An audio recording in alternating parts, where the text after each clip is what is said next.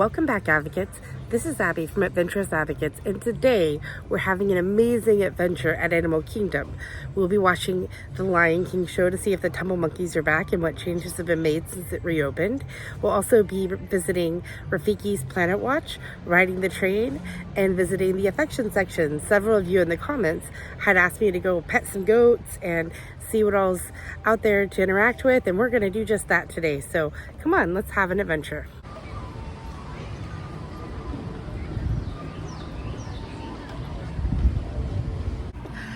Now that I've had the chance to see the new Lion King show, keeping in mind that I had not seen it since before the shutdown, I can tell you it's a completely different show. The rumor that I had heard that the Tumble Monkeys were coming back was not true. They've changed a lot about the show. In the beginning, they used to assign each group an animal. The actors would come and get everybody hyped up and make it a very friendly competition to see who can make the most noise and things like that. They would start with this just awe-inspiring version of Circle of Life, and the birds that would dance would fly around as aerial artists. The fire dancer did much more, and they used to have tumble monkeys, and the tumble monkeys were funny and fun, and it was more of a Cirque du Soleil type of feel. They would swing on the trapeze and bounce around and be goofy. If you had never seen the show before it changed, you're going to think, okay, this is great music. This is a lot of fun. This is dancing. It's a show.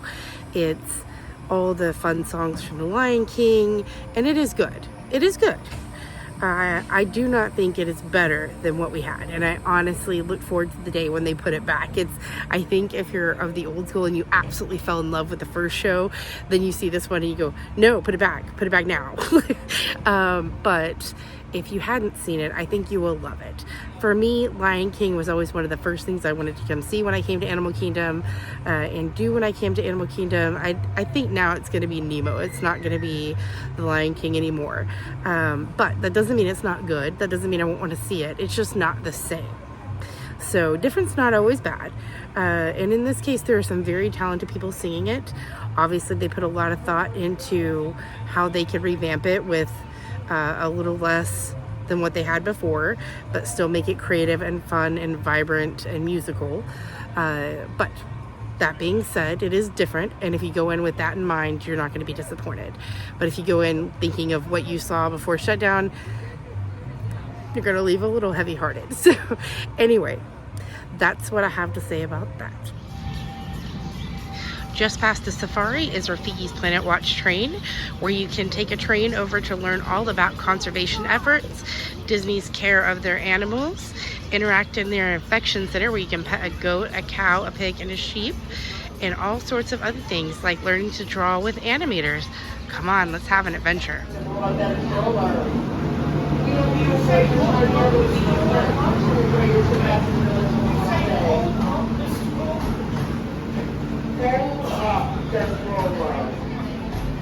Yeah, I know you can't hear me.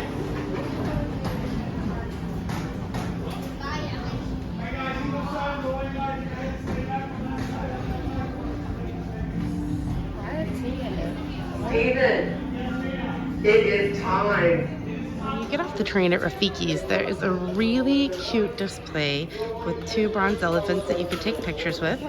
There's also posters from all the current Disney Plus shows that involve nature and conservation, and some really awesome ironwork birds and finches. It's very cute. It's got fans, it's shaded, and it's just a nice way to welcome you to Rafiki's Planet Watch. Look who we found. It's Rafiki pointing the way. Here's another conservation station that's really fun. This is interactive with a cast member. Of course, at every Animal Kingdom location, there is a Wilderness Explorer section. It says, get into the habitat of habits. Share some of your space with animals.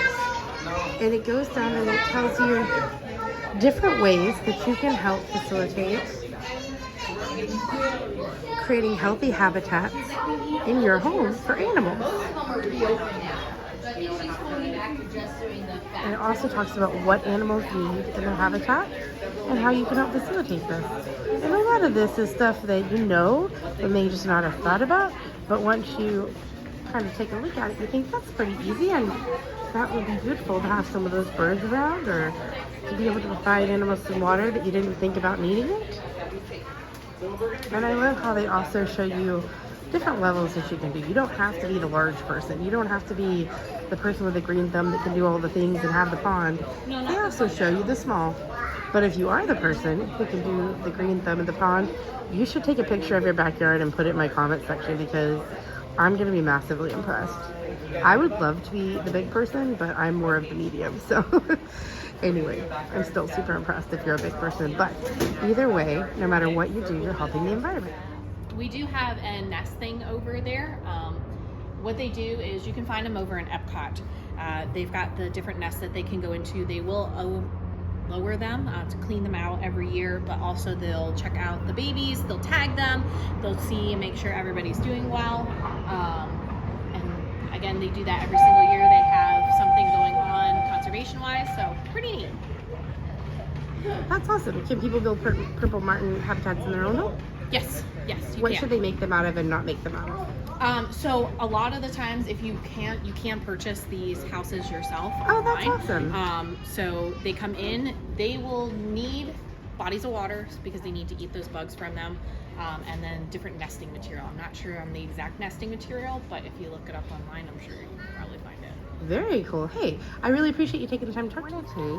I want to take just a second to talk about this mural. This thing is incredible. I don't know, when you turn the corner and you're surrounded by foliage, and then all of a sudden you see just this massive amount of animals that are beautifully drawn, and it just floods your field of vision. It is just incredible and immersive, and the artist who created this definitely deserves some applause. The Animal Care Center is open, so you can pet the goats. We're gonna go take a look right now. Animals used to roam around this whole area, and you could walk amongst them and pet them, but now they limit them to pavilions where they're roped off. And I think that's for animal health and also for your safety. Well, hey there, Sunshine. That looks like a yummy, yummy twig. Can I pet you? Oh, sweet boy. Look at him, he's too cute. They want to share that stick. Can I pet you too? Huh? Yeah? You look like a little baby. His name is Sven. His name is Sven? He's a little over a year old. What kind of goat is he? He's a Nigerian dwarf goat. A Nigerian dwarf goat. That's actually kind of cool. Is that as big as they'll get? Yes, they are full grown. Very I'm cool. going to move this into the shelter so people don't trip over it. What kind of pig is that? Cooney pig. A Cooney. Does he have a name? And white one around here somewhere too.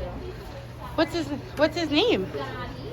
Oh, Dottie, you said? Dottie. Dottie, very The cool. other one is Charlotte. She's over in the Aw. other shelter, it looks like. We have to go find Charlotte. I bet she's so cute. Hello, Charlotte. You are too cute for words, little pig. Pig. They kind of look like little kids just hanging out on the play equipment. I think it's awesome that Disney goes to such length to give them activities, places to sit, and a lot of different interactive features in their habitat. And when you talk to the caregivers, you can tell these animals are well loved. They all have names. They know exactly where they are in the habitat. The caretakers are watching and making sure that everybody's loving with them, and that the animals are all happy. Let's take a look at these little guys. They've got all sorts of toys over there that they can butt and run into, and a ball to play with. I don't know this one's name, but she seems very sweet and calm. And she's got lots of things to eat, lots of things to climb on and scratch on. She seems to really enjoy her home. She hasn't come close enough for me to pet her, but one day I bet she will. So one thing to know is that the Falcon Show, or the Care Story, only happens once a day at 1 o'clock. And so if you want to see that, you do want to make sure that you're at Rafiki's. Prior to that, it's shaded, it's got fans, it's actually fairly cool back here. But if you're past 1 o'clock, you'll miss it. So since it's only one showing, I did want to let you know when that was happening. When you first come into Rafiki's, you are met with the most beautiful mural that you'll see probably anywhere. You feel like you're literally immersed in the rainforest and in art. It's as if you stepped into the most imaginative and detailed painting you could imagine. And this is an amazing section where they test DNA, do office work, and run the labs for all the animals at Animal Kingdom. And you actually can sometimes see people running the test, and you can see the machines going. There is no one in there right now, but up on the screens, they also will tell you a little bit more about what they do in these offices and the types of tests they can process and run. They have some fun little animals on the cabinet that represent some of the animals they test. And they have some fun facts about what you can get out of a drop of pee, a drop of blood, a little bit of poop, how beneficial that can be for testing. And this is a really interesting thing that talks about animal pregnancies and elephant births and different things like that. This is hands down one of my favorite parts of Rafiki's Planet Watch. This is where they do the surgeries, they do the procedures, they do the scans on the animals, and oftentimes if you ask guest services, they will tell you when they have something scheduled. Usually it's something simple and routine, like checking to make sure there's no bowel obstructions, or giving immunizations, or checking on a pregnant animal, doing a sonogram and things like that.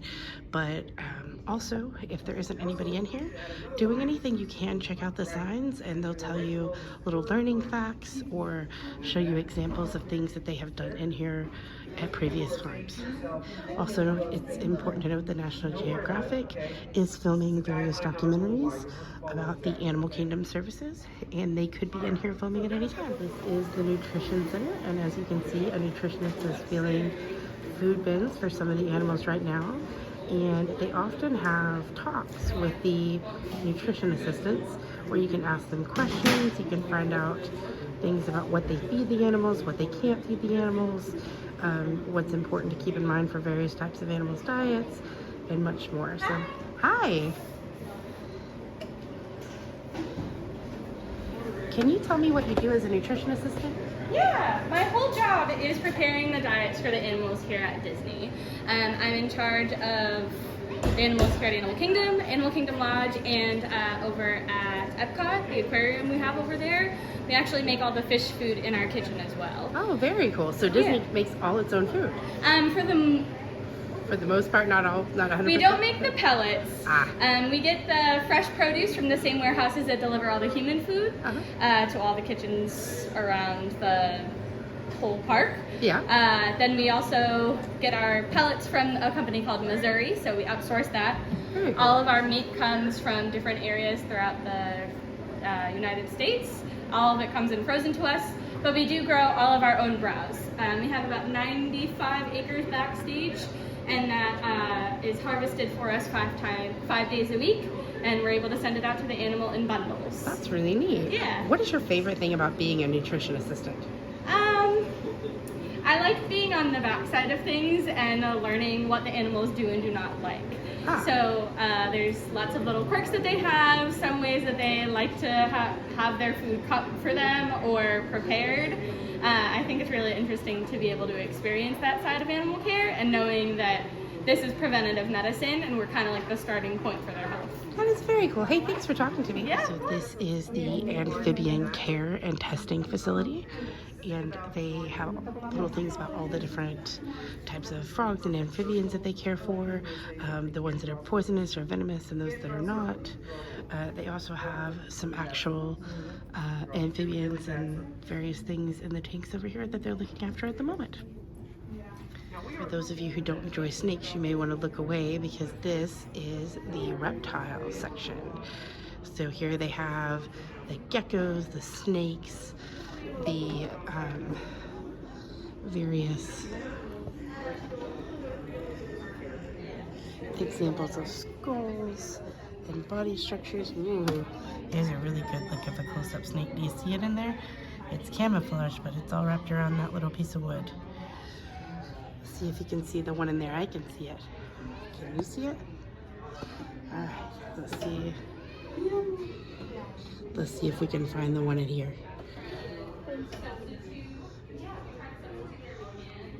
Oh, I see it. Do you? That one is not a snake.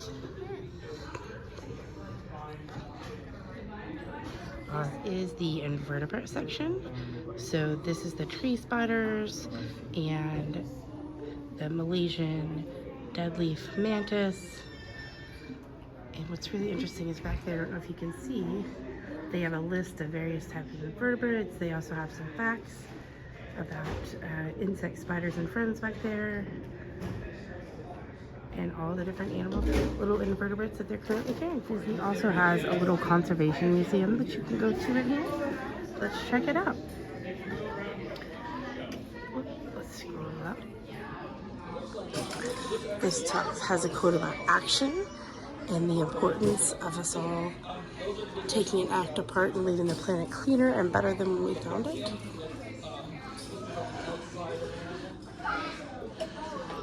It's a video about animals and wildlife.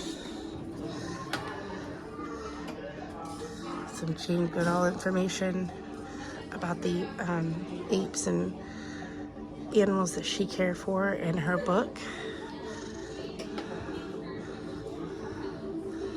This is art, and this is fighting poachers one snare at a time. And there's a really interesting sign about the price of poaching and the problems with poaching. And this one talks about conservation in the ocean and the importance of it. And saving the coral reef and the part we can play in that.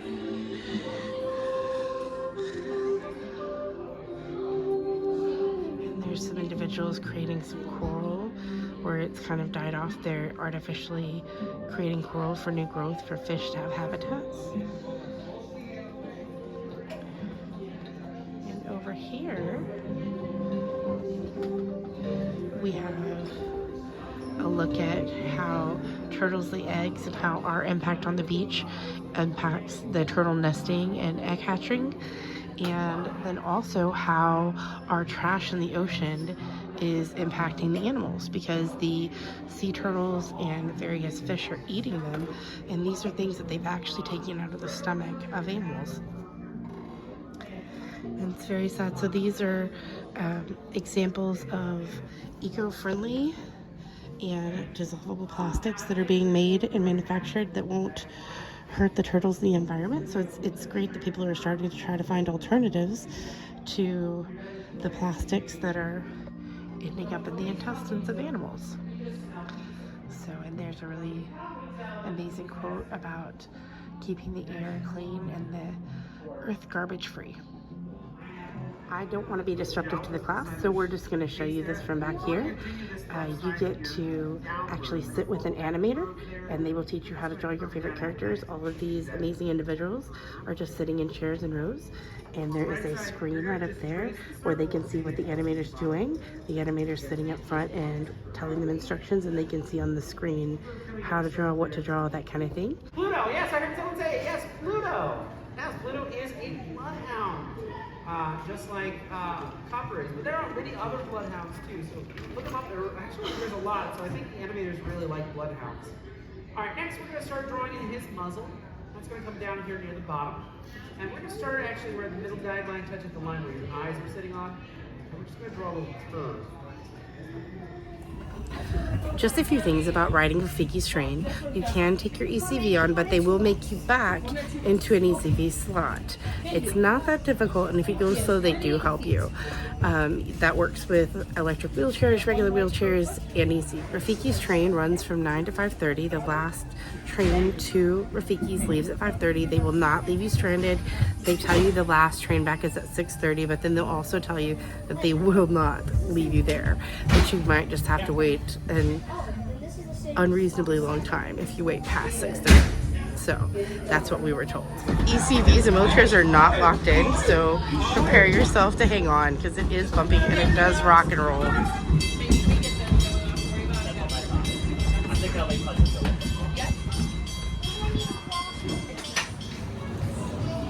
All right, adventurers, we have had an absolutely incredible day.